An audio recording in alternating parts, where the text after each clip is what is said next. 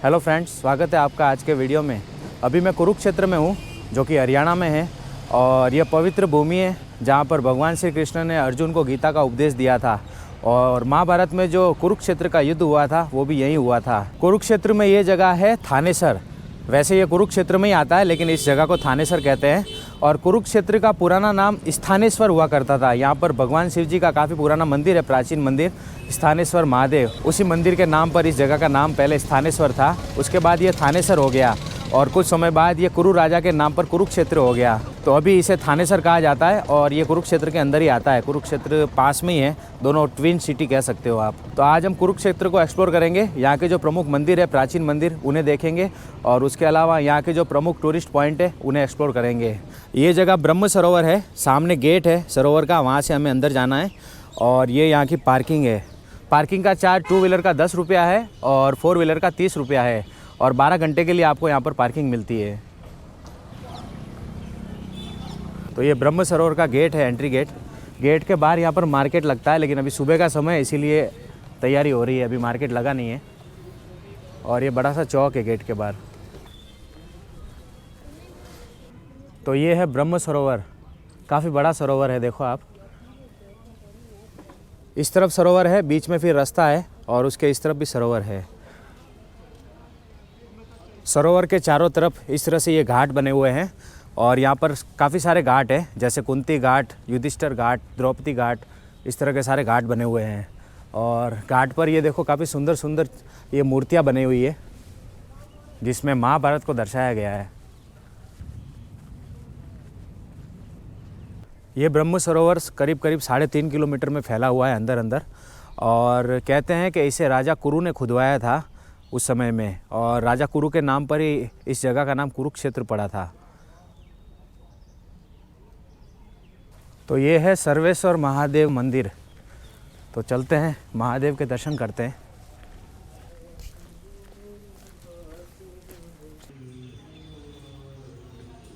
तो ये सर्वेश्वर महादेव मंदिर का गर्भगृह है।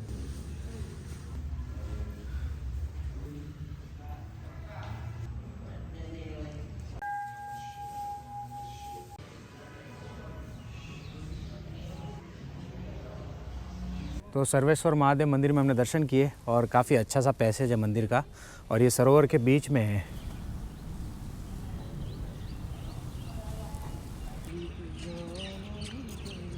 वो मेन गेट है जहाँ से हम अंदर आए, बाकी वैसे इसके काफ़ी सारे गेट है।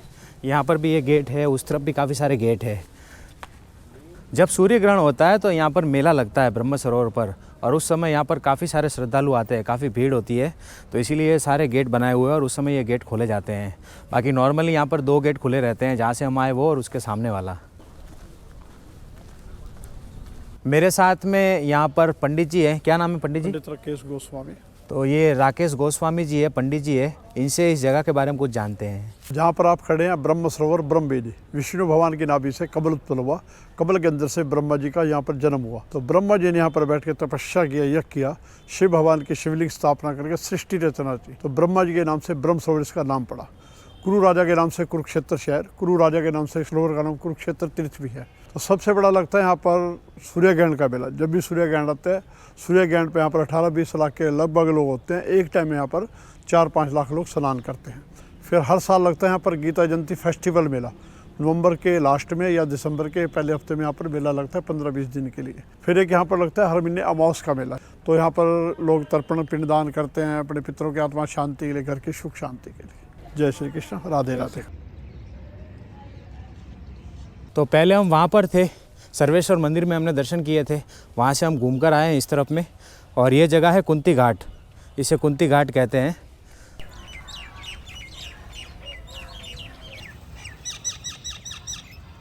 तो ये महाआरती स्थल है, शाम के समय यहाँ पर आरती होती है घाट पर।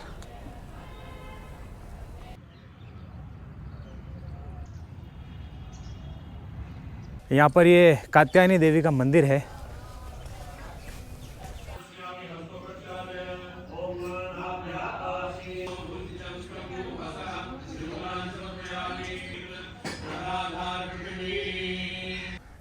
तो ये है बड़ा सा रथ जिस पर भगवान श्री कृष्ण सारथी के रूप में है और अर्जुन है। तो काफ़ी बड़ा सा ये स्टेचू है।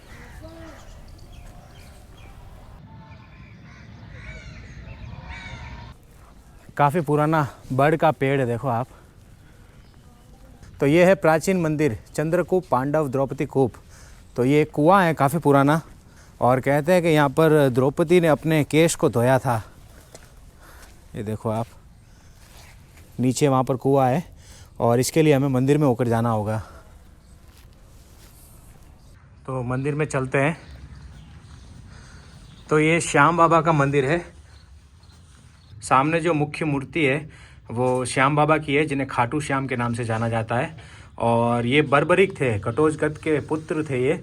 और महाभारत समाप्त होने के बाद में इन्हें यहाँ पर लाया गया था। इनका जो शीश था वो यहाँ पर विजय स्तंभ पर लाकर रखा गया था। तो उसके बाद से यहाँ पर इनकी स्थापना है, ऐसा कहते हैं। मंदिर में हमने दर्शन किए, और ये द्रौपदी कूप की तरफ जाने का रास्ता है।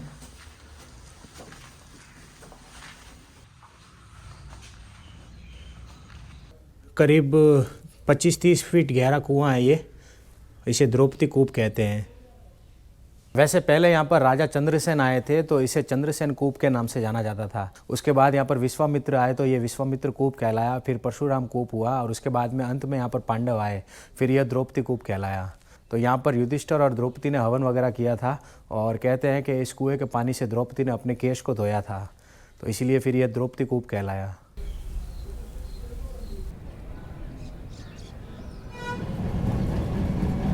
तो अभी मैं ब्रह्म सरोवर से आगे की तरफ बढ़ रहा हूँ। मैंने यहाँ पर ई रिक्शा बुक किया है फुल डे के लिए। 10 बजे से शाम को 4 बजे तक या 5 बजे तक, जितना भी टाइम होगा, ये भाई साहब हमें घुमाएंगे, और मैं इनको 500 रुपये दूंगा। तो काफ़ी सही है ये। अगर हम प्राइवेट बुक करते तो थोड़ा समय बचता है, इसीलिए मैंने बुक किया है। बाकी अगर आप यहाँ पर आते हो तो आप शेयरिंग में भी चल सकते हो। 20 रुपया 30 रुपया यहाँ पर शेयरिंग का रेट चलता है अलग अलग जगह का। तो आप सभी जगह घूम सकते हो, लेकिन उसमें थोड़ा टाइम लग जाता है। तो इसीलिए मैंने ये पूरा बुक कर लिया है शाम तक के लिए। तो अभी मैं आ गया हूँ कुरुक्षेत्र पैनोरमा एवं विज्ञान केंद्र पर। सामने वहाँ पर बड़ी सी बिल्डिंग है, देखो आप, सुंदर सी गोल। अंदर यहाँ पर पार्किंग भी बना हुआ है। 40 रुपये 4 व्हीलर का चार्ज है पार्किंग का, और 20 रुपये 2 व्हीलर का चार्ज है।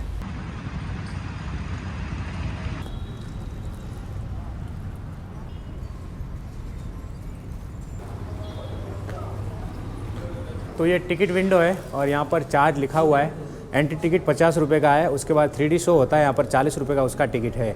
तो अभी 11 बज रहे हैं, तो हम सिर्फ एंट्री टिकट लेंगे। बाकी ये 3D शो और जो भी ये इधर डिटेल लिखा हुआ है उसका टाइमिंग अलग है। तो 11:30, 12, 12:30 ऐसे ये सारे शो चलेंगे। इतना वेट हम नहीं कर सकते, तो इसलिए मैं सिर्फ एंट्री टिकट ले रहा हूँ। तो मैं अंदर की तरफ आ गया हूँ।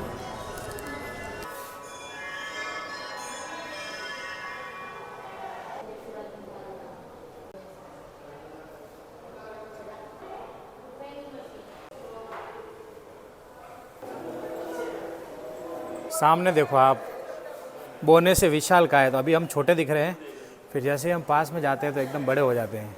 ये है चलचित्र। आप देखो बीच में यहाँ पर आपको दिखेंगे चलते हुए चित्र। ये है मज़ेदार आईना। अलग अलग तरह का आईना है। देखो इसमें मैं उल्टा दिख रहा हूँ, और इसमें एकदम छत पर टंगा हुआ हूँ मैं, और इसके अंदर में एकदम बौना दिख रहा हूँ। तो इसी तरह के सब अलग अलग वंडर्स हैं यहाँ पर, घूमते छल्ले हैं। तो काफ़ी बढ़िया है ये। अगर आप फैमिली के साथ आते हो, बच्चों के साथ आते हो, तो आपको काफ़ी अच्छा लगेगा। तो अभी मेरा सर देखो आप प्लेट के अंदर है। तो काफ़ी सारे इस तरह की चीज़ें हैं यहाँ पर। तो ये पैनोरमा साइंस सेंटर का नीचे का भाग था जो हमने देखा, ग्राउंड फ्लोर। अभी हम यहाँ से थोड़ा ऊपर चलते हैं। अभी हम आ गए हैं फर्स्ट फ्लोर पर, और यहाँ पर देखो पूरी महाभारत बताई हुई है। कितने सही तरीके से बताया हुआ है, देखो आप। ऐसा लगता है जैसे हम युद्ध भूमि में खड़े हैं।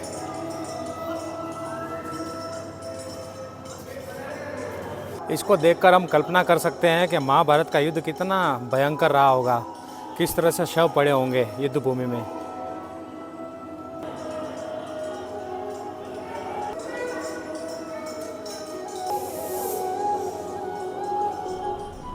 तो अभी मैं आ गया हूँ श्री कृष्ण संग्रहालय पर। जो हमने पैनोरमा साइंस सेंटर देखा उसके बिल्कुल पास में ही है ये टिकट विंडो है। यहाँ से हम टिकट लेंगे। 5 से 10 वर्ष के लिए 10 रुपये का टिकट है और 10 वर्ष से ज़्यादा के लिए 30 रुपये का टिकट है। टिकट विंडो से मैंने टिकट ले लिया है, 30 रुपये का टिकट है। और ये है श्री कृष्ण संग्रहालय, अंदर चलते हैं। श्री कृष्ण संग्रहालय सुबह 10 बजे खुलता है और शाम को 5 साढ़े 5 बजे बंद होता है। और इससे पहले जो हमने पैनोरमा साइंस सेंटर देखा वो भी 10 बजे खुलता है, लेकिन वो शाम को लगभग 6:30 बजे बंद होता है।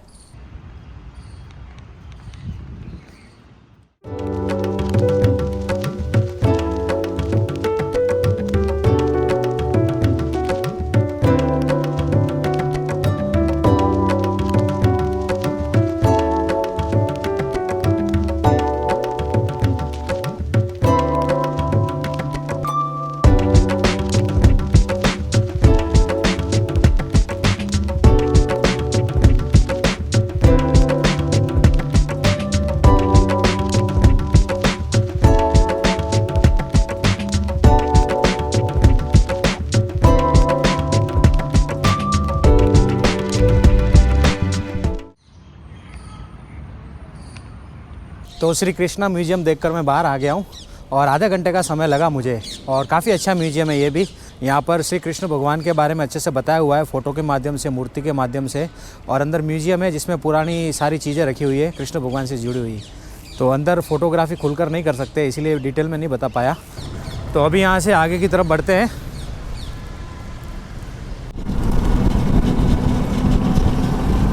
तो ये सामने नीलकंठ यात्री निवास है, हरियाणा टूरिज्म का है ये। तो अगर आपको स्टे चाहिए तो आप यहाँ पर स्टे कर सकते हो कुरुक्षेत्र में। और 1500 से 2000 का टैरिफ चलता है यहाँ पर।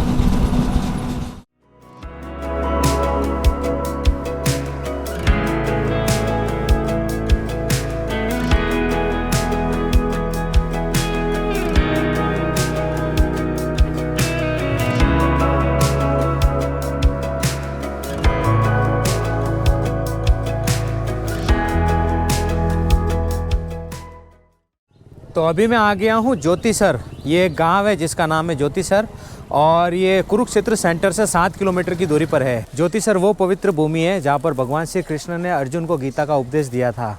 तो पीछे यहाँ पर मंदिर है, चलते हैं अंदर।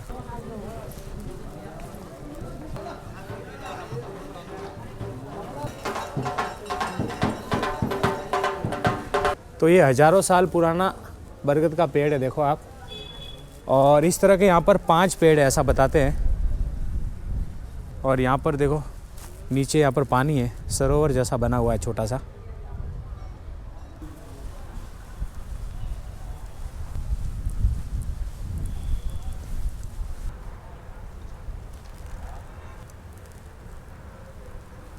तो ये पवित्र पुराना बरगद का पेड़ है, देखो आप। ऐसा ही पेड़ सामने वहाँ पर भी है और आगे भी है। मैंने आपको बताया यहाँ पर कुल ऐसे 5 पेड़ है। और इस पेड़ के सामने यहाँ पर ये है भगवान श्री कृष्ण और अर्जुन का मंदिर। यहाँ पर भगवान श्री कृष्ण ने अर्जुन को गीता का उपदेश दिया था।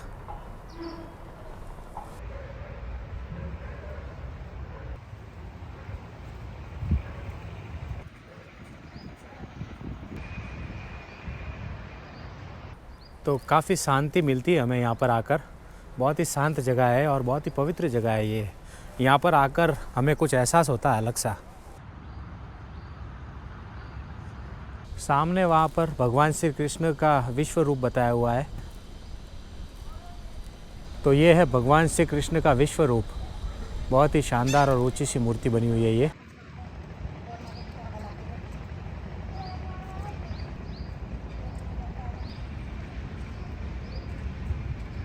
तो ये ऊंची सी मूर्ति हमने देखी और इसके चारों तरफ नीचे भी यहाँ पर अलग अलग मूर्ति बनी हुई है। काफ़ी जानकारी दी हुई है यहाँ पर।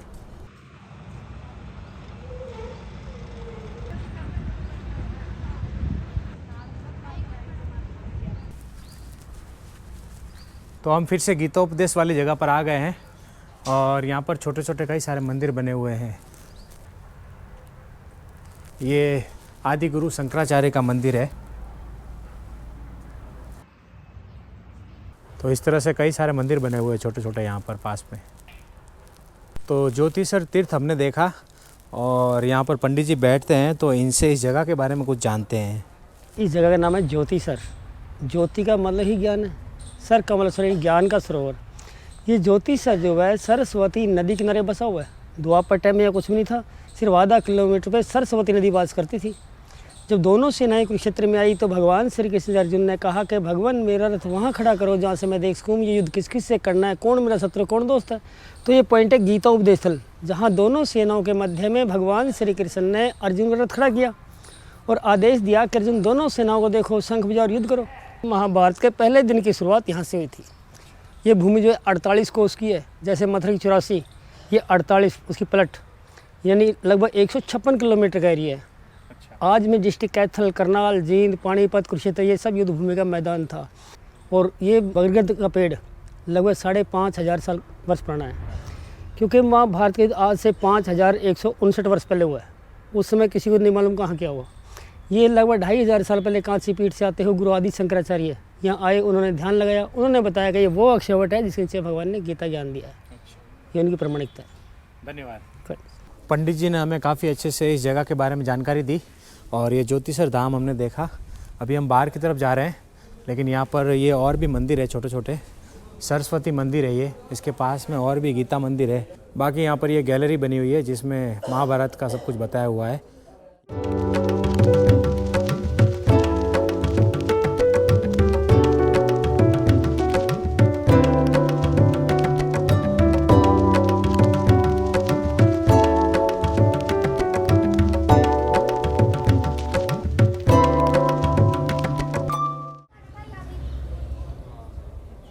तो अभी मैं आ गया हूँ नर कातारी। ये एक गांव है जिसका नाम है नर कातारी और कुरुक्षेत्र से ये करीब 3 से 4 किलोमीटर की दूरी पर है। जब हम कुरुक्षेत्र से ज्योतिसर की तरफ जाते हैं तो बीच में ही आता है। तो यहाँ पर श्री भीष्म पितामह मंदिर है नर कातारी में और ये मंदिर का प्रवेश द्वार है। तो चलते हैं अंदर। ये है भारत युद्ध भूमि भीष्म बाण से यह मंदिर।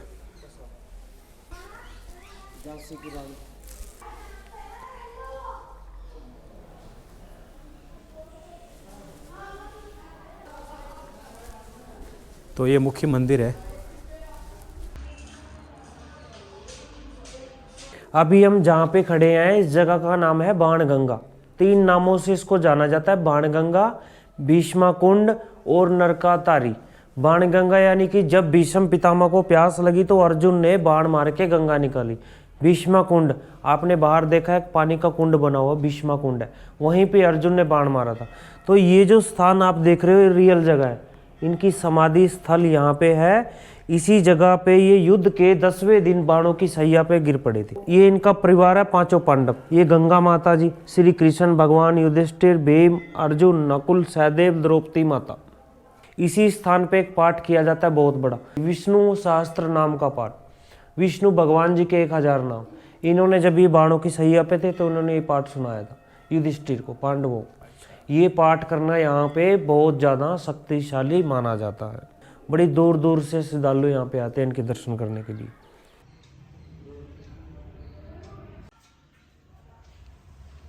ये भीष्म पितामह मंदिर है जहाँ पर हमने दर्शन किए। समाधि मंदिर था ये भीष्म पिता का।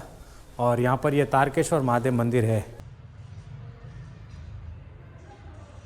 सामने भीष्म पितामह समाधि मंदिर है और यहाँ पर ये है बाणगंगा कुंड। कहा जाता है कि अर्जुन ने यहाँ पर अपने बाण से प्रहार करके गंगा जी को प्रकट किया था और उस गंगा जी का पानी पीकर भीष्म पितामह ने अपनी प्यास बुझाई थी।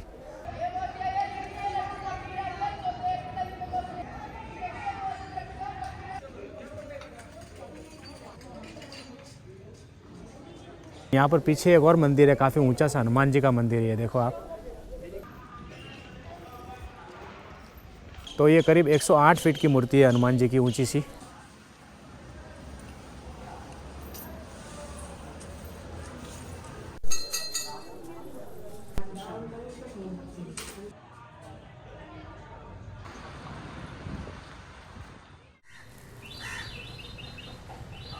तो अभी मैं आ गया हूँ स्थानेश्वर मंदिर पर। ये महादेव मंदिर है स्थानेश्वर और कुरुक्षेत्र के अंदर ही है ये। काफ़ी सुंदर है, देखो आप, बीच में बड़ा सा कुंड है और सेंटर में मूर्ति है महादेव की। पीछे वहाँ पर गुरुद्वारा भी है एक। तो ये मुख्य मंदिर है स्थानेश्वर महादेव। चलते हैं अंदर।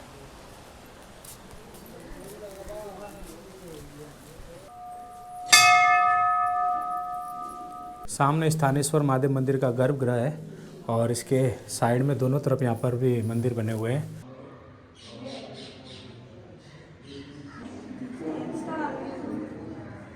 तो चलते हैं अंदर, मंदिर में दर्शन करते हैं।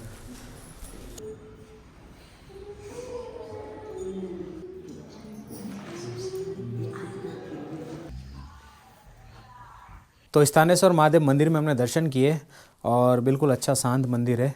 और मंदिर के बारे में जानकारी हमें यहाँ के जो महंत है श्री बंशीपुरी जी ये देंगे। ये मंदिर श्री स्थानेश्वर महादेव मंदिर ये बड़ा प्रचलित मंदिर है, क्योंकि सबसे प्रथम यहीं पर शिवलिंग की आराधना शुरू हुई थी। भगवान शिव जब इस ब्रह्मवर्तक प्रदेश कुरुक्षेत्र के अंतर्गत आने वाले सरस्वती तटीय तीर्थों की यात्रा पे भ्रमण हेतु यहाँ आए थे।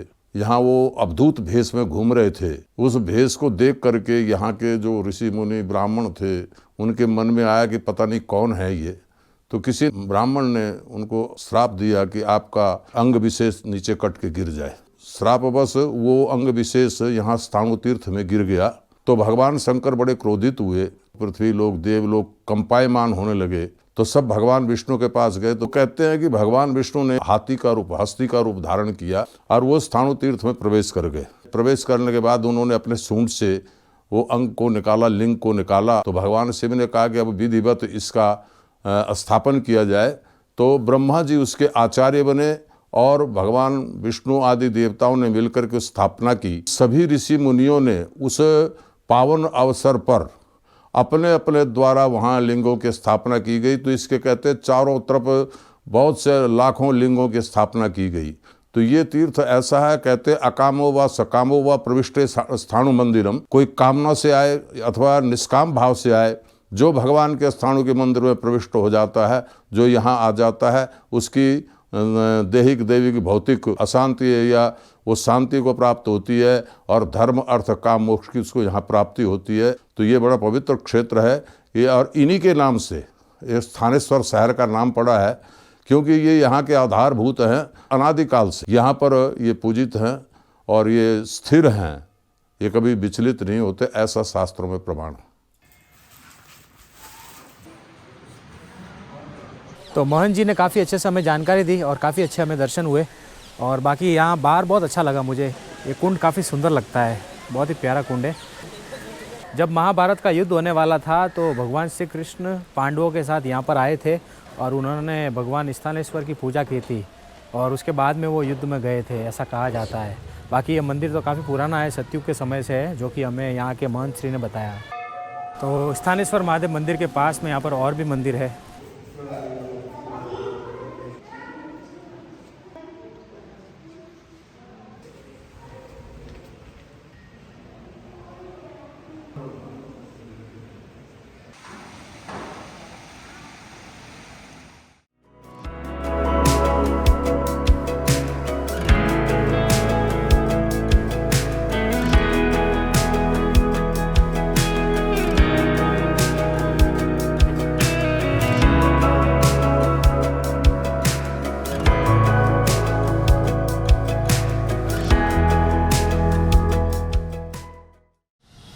तो अभी मैं आ गया हूँ देवी कूप भद्रकाली मंदिर पर। यह 51 शक्तिपीठ में एक शक्तिपीठ है और कहते हैं कि यहाँ पर माता सती का सीधे पैर का टखना गिरा था, जो घुटने से नीचे का भाग होता है वो पैर।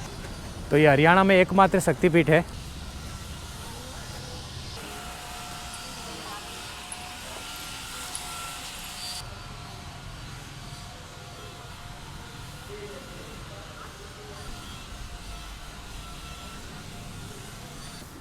तो हम मंदिर में आ गए हैं और सामने की तरफ मुख्य मंदिर है।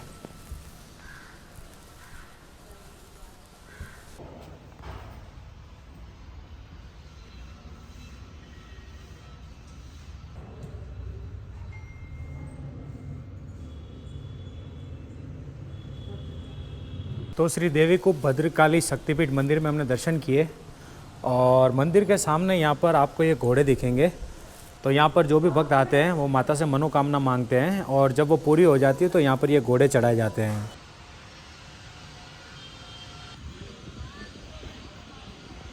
यहाँ पर भगवान श्री कृष्ण और बलराम का मुंडन हुआ था इस जगह पर।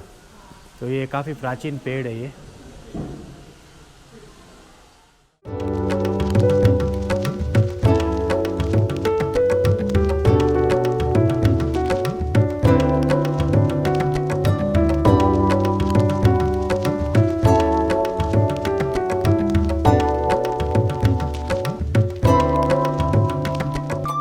करीब 5 घंटे हो गए कुरुक्षेत्र के दर्शन करते हुए सभी मंदिरों के और प्रमुख जगह के, और काफ़ी अच्छी जगह है, ये शांत जगह है, तो काफ़ी अच्छा लगा मुझे कुरुक्षेत्र।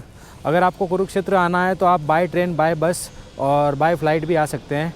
ट्रेन सीधे कुरुक्षेत्र आती है, यहाँ पर रेलवे स्टेशन है, बस से भी आप सीधे आ सकते हो। दिल्ली और चंडीगढ़ के बीच में है ये। अगर आपको बाय फ्लाइट आना है तो दिल्ली एयरपोर्ट पास का एयरपोर्ट है, या फिर आप चंडीगढ़ भी आ सकते हो, वहाँ पर भी एयरपोर्ट है। यहाँ पर 500 रुपये से होटल स्टार्ट होती है, तो आपको 500 से 1000-1200 में अच्छा कमरा मिल जाता है होटल में। और इसके अलावा यहाँ पर धर्मशाला भी काफ़ी सारी है, तो आप यहाँ पर धर्मशाला में भी रुक सकते हो, जिसमें 200-300 रुपये का नॉर्मल चार्ज लिया जाता है। तो ये थी हमारी कुरुक्षेत्र की यात्रा, जो कि काफ़ी सुखद और काफ़ी अच्छी रही। और कुरुक्षेत्र को घूमने में आपको एक दिन भरपूर है, एक दिन में भी आपको काफ़ी समय बचेगा, 5-6 घंटे में आप पूरा कुरुक्षेत्र देख लोगे, घूम लोगे। तो ये था आज का वीडियो आपको कैसा लगा कमेंट करके बताना, और वीडियो पसंद हो तो इसे लाइक करना, शेयर करना, और नए हो तो चैनल को सब्सक्राइब कर देना। तो मिलूँगा आपसे अगले वीडियो में, तब तक के लिए bye bye, see you, take care. अपना और अपनों का खास ध्यान रखना। वीडियो पूरा देखने के लिए आपका शुक्रिया, तमारो खूब खूब आभार। आवजो।